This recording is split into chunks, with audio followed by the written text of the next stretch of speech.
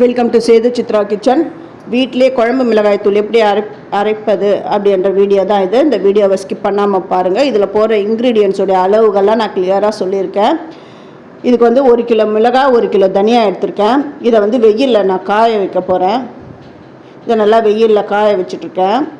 இதில் வந்து காஷ்மீரி மிளகாவும் காஞ்சிட்ருக்கு. இந்த பேர்ட்ஸுடைய தொல்லைகள்லாம் அதிலிருந்து விடுபடுறதுக்காக தான் இந்த மாதிரி கவர் போட்டு வச்சுருக்கேன். 100 கிராம் மிளகு போட்டு ஃபஸ்ட்டு வறுத்து எடுத்துக்கணும்.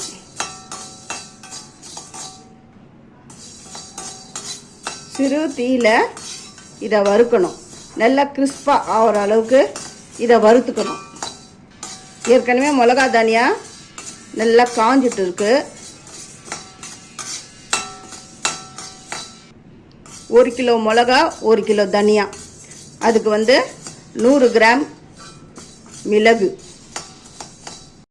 மிளகு நல்லா வறுபட்டுடுது, நல்லா வாசனை வருது. ஒன்று எடுத்து நீங்கள் கடித்து பார்த்தீங்கன்னா நல்லா கிறிஸ்பாக இருக்குது. இதுவே போதும். இன்னும் கொஞ்சம் விட்டிங்கன்னா அது நல்லா பொரிஞ்சு வெடிச்சிடும். இப்போ இந்த ஸ்டேஜ் போதும். இதை நான் எடுத்துடுறேன். இந்த தட்டில் நான் கொட்டிக்கிறேன்.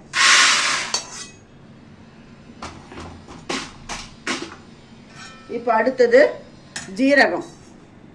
ஜீரகம் வந்து 150 கிராம் ஜீரகம் நான் சேர்த்துருக்குறேன்.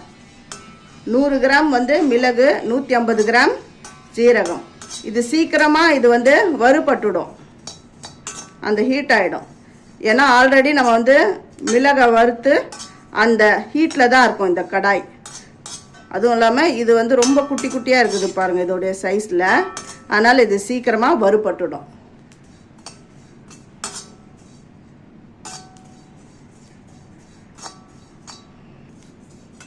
ஜீரகமும் நல்லா சூடாக வறுபட்டுடுது. இப்போ இதையும் நான் எடுத்துடுறேன்.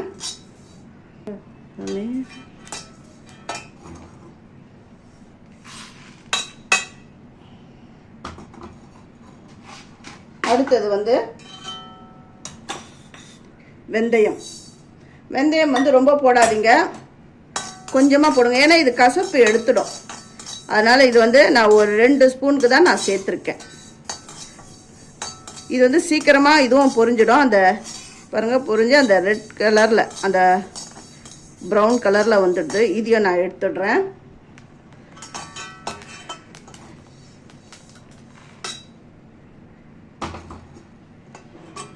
இப்போ அடுத்தது வந்து கடலைப்பருப்பு.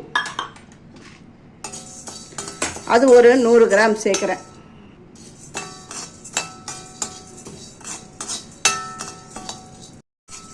கடலை பருப்பும் நல்லா வறுபட்டுடுது. இதையே நான் எடுத்துடுறேன். இப்போ வந்து துவரம்பருப்பு.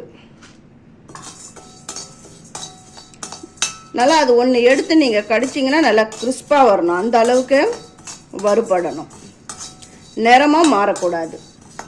அதனால் ஸ்லோ ஃபயரில் வச்சு வருங்க.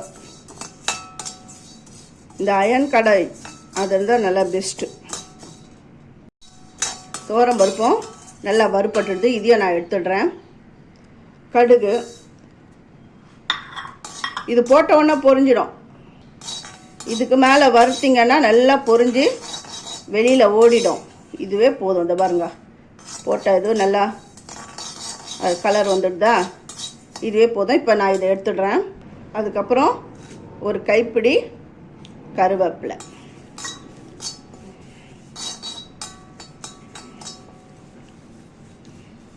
இந்த கருவேப்பிலை அப்படி கையில் எடுத்தோம்னா நொறுங்கணும். அந்த அளவுக்கு இது வந்து வறுபடணும். நான் எதுவுமே எண்ணெய் விட்டுலாம் நான் வறுக்கலை.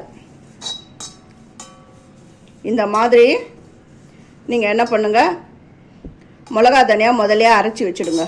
ஏன்னா நீ வரப்போகிறது மழை காலம். அதனால் கடையிலலாம் நீங்கள் வாங்க போனீங்கன்னா கட்டுப்படி ஆகாது உங்களுக்கு. வீட்டிலே அரைச்சி வச்சுக்கணும். அப்புறம் கடுகு எவ்வளோ போட்டேன் அப்படின்னா கொஞ்சமாக தான் போட்டேன். அதாவது இந்த வெந்தயம் போடுற அதே அளவு தான் நான் வந்து கடுகையும் போட்டேன். நல்லா ஈரத்தன்மைலாம் போயிட்டு இது நல்லா சுருண்டு வந்துடுது. கையில் எடுத்து அந்த நொறுங்கணும் பாருங்க. நொறுங்குதா? இது இருந்தால் போதும். இதை இப்போ எடுத்துடுறேன். அப்புறம் கல் உப்பு கொஞ்சமாக போடுறேன். ஏன்னா நம்ம இதை அரைச்சி வச்சிட்டோம்னு வச்சுக்கோங்களேன், 1 வருஷம் ஆனாலும் நல்லாயிருக்கும். இந்த வண்டுலாம் வராமல் இருக்கிறதுக்காக உப்பு கொஞ்சம் வறுத்து போடணும். ஏன்னா இந்த உப்பில் ஈரத்தன்மை இருக்கும்.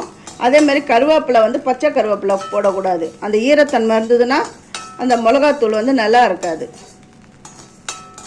நம்ம மிளகாத்தூள் இந்த மாதிரி நீங்கள் அரைச்சி வச்சுக்கோங்க.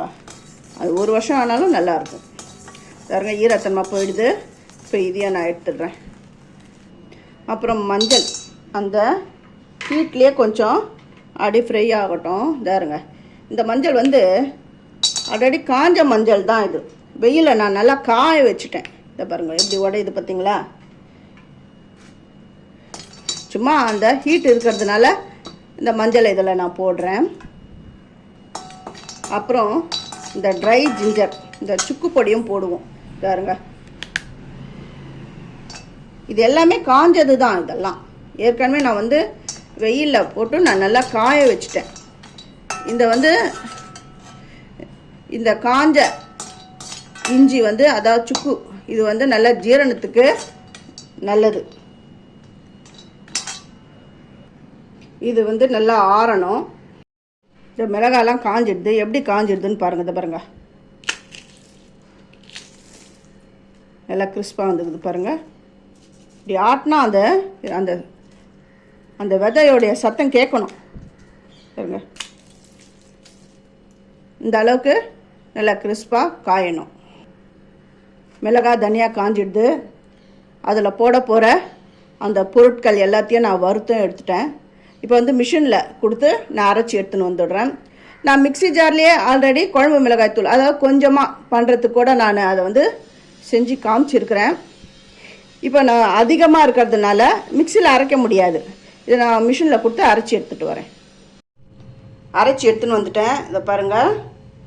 இப்போ இதை வந்து அப்படியே மூடி வைக்கக்கூடாது. இதை அப்படியே ஆற விடணும். ஒரு பேப்பரில் போட்டு கொஞ்சம் ஆற விடணும். ஏன்னா இது கொஞ்சம் சூடாக இருக்கும். அப்படியே விட்டிங்கன்னா அந்த கெட்டி ஆகிடும். அப்புறம் ரொம்ப நாள் வராது, வேஸ்ட் ஆகிடும். இந்த மாதிரி நான் பேப்பரில் போட்டு இப்படி ஆற விட்டுடுங்க. இது வந்து எல்லா வித குழம்புக்கும், வெஜ் நான்வெஜ் அது எல்லாத்துக்கும் இதை யூஸ் பண்ணலாம். ஃபஸ்ட்டு என்னுடைய வீடியோ பார்க்குறவங்க சப்ஸ்கிரைப் பண்ணலைன்னா சப்ஸ்கிரைப் பண்ணுங்கள். ஆல் அண்ட் ஆப்ஷனை தொடுங்க. அப்போ தான் நான் போகிற ஒரு வீடியோவுடைய நோட்டிஃபிகேஷனும் உங்களுக்கு காட்டும். இந்த வீடியோ பிடிச்சிருந்தா லைக் பண்ணுங்கள், ஹைப் கொடுங்க. தேங்க்யூ.